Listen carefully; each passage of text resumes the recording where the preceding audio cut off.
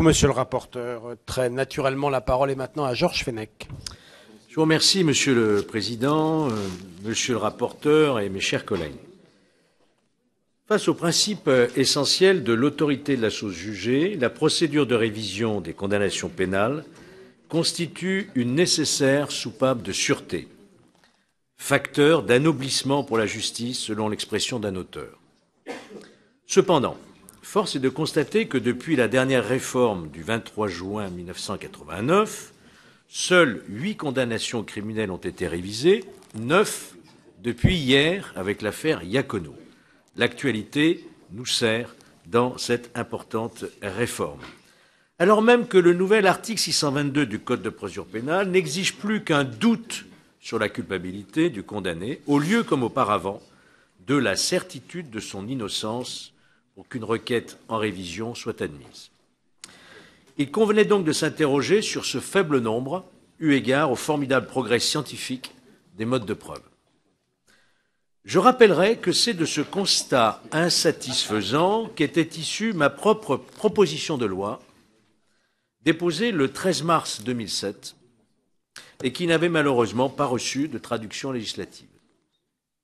C'est pourquoi je me réjouis aujourd'hui de l'initiative de notre collègue Alain Tourret de reprendre, si je puis dire, le flambeau, et lui sait gré de m'avoir associé à la conduite de la mission d'information qui a recueilli l'avis très consensuel, unanime de notre commission. J'exprime également toute ma reconnaissance au président de notre commission des lois, Jean-Jacques Urvoas, de nous avoir accordé toute sa confiance dans cette démarche, empreinte d'un consensualisme suffisamment rare pour être souligné. Toutefois, je divergerai de la position d'Alain Tourret sur la question de la révision in défavorem. Je suis en effet intimement convaincu que lorsque la preuve indubitable de la culpabilité est rapportée, et non plus un simple doute comme en cas de condamnation, une décision d'acquittement doit pouvoir être remise en cause pour les infractions les plus graves. Mes chers collègues, notre dispositif actuel est vicié par 4 défauts majeurs. La complexité de l'organisation juridictionnelle, l'appréhension jurisprudentielle trop exigeante de la notion de doute et l'insuffisante conservation dans le temps des scellés et l'absence d'enregistrement sonore des débats en cour d'assises. Je produis, Monsieur le Président, une contribution écrite sur ces 4 points, donc je passe sur l'exposé de ces 4 difficultés actuelles qui sont effectivement corrigées de manière significative par la proposition de loi d'Alain Tourret. Je voudrais simplement en venir au point qui nous sépare. Et là, je souhaiterais quand même préciser avant tout que nous sommes au-delà des clivages traditionnels. Au cours de notre mission, nous avons eu d'anciens gardes des Sceaux qui étaient très défavorables à cette révision in défavorem, Robert Badinter, par exemple, mais y compris Michel Lieumarie, par exemple.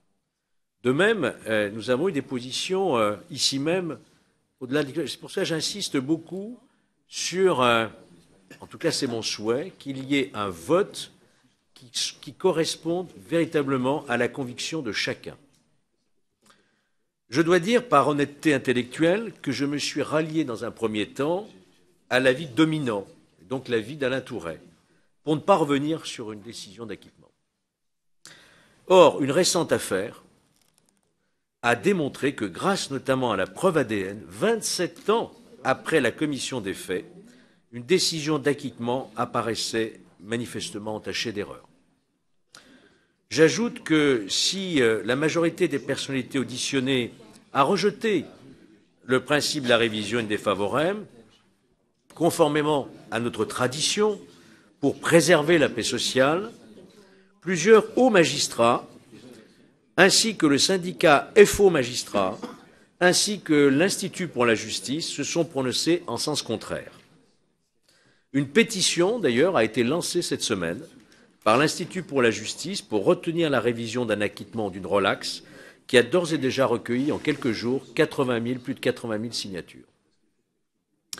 Lors de son audition devant la mission, Jean-Claude Marin, procureur général près la Cour de cassation, déclarait Le procureur général près la Cour de cassation pourrait se voir reconnaître la compétence de saisir cette commission en cas de preuve indubitable de la culpabilité de la personne ainsi acquittée ou relaxée. De même, l'ancien procureur général de Lyon, M. Vioux, s'est interrogé sur le bien-fondé du maintien de l'actuelle prohibition de revenir sur une décision de relax ou d'acquittement qu'un fait ultérieur entache manifestement d'erreur.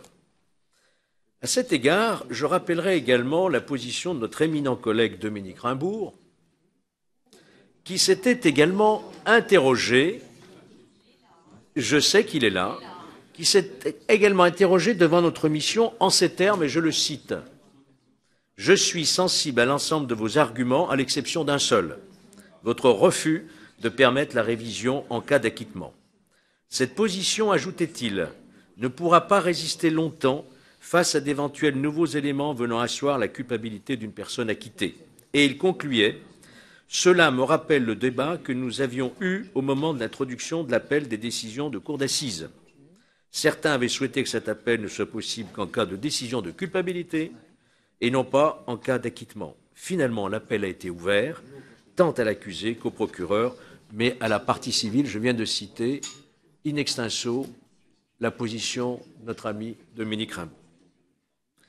Il convient de noter également que la garde des Sceaux, Madame Christiane Taubira, interrogée sur une antenne radiophonique le 4 février 2014, déclarait avoir demandé à la chancellerie de travailler sur les textes internationaux, sur les textes européens, parce que, ajoutait-elle, je pense que nous devons avec rigueur regarder ce qui peut être fait.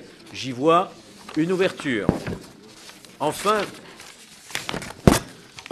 pour votre complète information, je rappellerai qu'en réalité, la loi bat déjà en brèche l'impossibilité de réviser une décision d'acquittement ou de relax. En effet, l'article 6 du Code de procédure pénale permet de rouvrir le procès si la décision d'acquittement ou de relax a été obtenue par la production d'un faux. Je n'ai pas connaissance d'un précédent, mais c'est dans la loi. De même, encore est-il possible de revenir sur un non-lieu devenu définitif en cas de survenance de charges nouvelles. En conclusion, mes chers collègues, j'ai l'intime conviction que la législation moderne, face au progrès des modes de preuve, et à l'instar, par exemple, de la Grande-Bretagne, des Pays-Bas ou de l'Allemagne, ne peut plus ignorer une preuve qui remettrait en cause un acquittement ou une relaxe. Il y va du maintien de l'ordre public, de l'intérêt des victimes et de leurs familles, et j'ajoute de la société en général. Vous l'aurez compris, c'est dans un esprit de justice, de vérité et d'équité que je soumets à votre vote un certain nombre d'amendements ouvrant droit de manière très restrictive à la révision in défavorem. Je conclus, ce qui ne remet absolument pas en cause l'attention du rapporteur Alain Tourret, l'esprit très consensuel qui a animé notre mission. Je vous remercie. Bien, merci, monsieur.